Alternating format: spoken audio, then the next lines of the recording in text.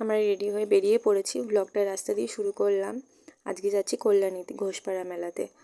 তো রাস্তা দেখো এত বাজে অবস্থা, কত কষ্ট করে গিয়েছি আমরা এখান থেকে। তো কল্যাণী আশা করছি তোমরা সবাই যেন ঘোষপাড়ার মেলা, ওখানে সতী মায়ের মেলা হয়, তো ওখানেই যাচ্ছি। তো রেডি হয়ে বেরিয়েও পড়েছি, মা আমি আর আমার বর 3জন গেছিলাম। আর এত তাড়াহুড়ো করেছি যে ট্রেনটা তাড়াহুড়ো করে এসেও পাইনি, ট্রেনটা চলে গেছে। তো তারপরে কি করব, অনেকক্ষণ দাঁড়িয়েছিলাম স্টেশনে। তো তারপর কল্যাণী যাওয়ার ট্রেন এসেছিলো, তো ওখানে ওই ট্রেনে উঠে কল্যাণীতে নেমেছিলাম। নেমে তারপর আবার টোটো করে যেতে হয়েছে, যেখানে ভেবেছিলাম যে একবারেই চলে যাব সেটা আর যাওয়া হলো না। তো যাই হোক, তারপরে ট্রেনে করে গিয়ে আবার টোটো করে গেছি, তাও জানো মেলার সামনেটায় নামায়নি, অনেকটা আগে নামিয়েছে, অনেকটা হাঁটতে হয়েছে।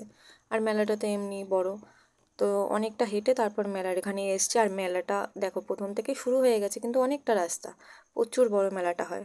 তো রাস্তা দিয়ে অনেক দোকানপাট বসেছে। তো প্রথমে ভেবেছিলাম একটু দোকানে গেছিলাম, এটা ওটা দেখছিলাম, তো তারপরে ভাবলাম পুজো দিয়ে নিই তারপর দেখবো। তো তারপর সোজা চলে গেছি পুজো দিতে। তো তার পুজোর ওখানে আর ভিডিও করিনি, তোমাদের দেখানো হলো না। তো তারপর আবার মেলায় এসেছি, ঘুরছিলাম।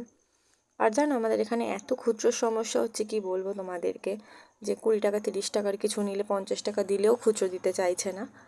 তো কি আর করা যাবে। তারপর খেয়েছিলাম একটু মথুরা কেক, আমি খেয়েছিলাম। তো তারপর জিনিসপত্র একটু দেখছিলাম।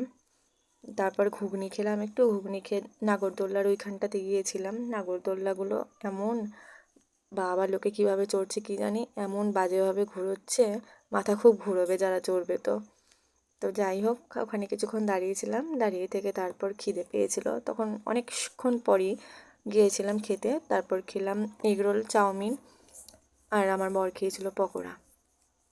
তো খেয়ে দিয়ে তারপর আবার তাড়াহুড়ো করে আমাদের স্টেশনে যেতে হবে।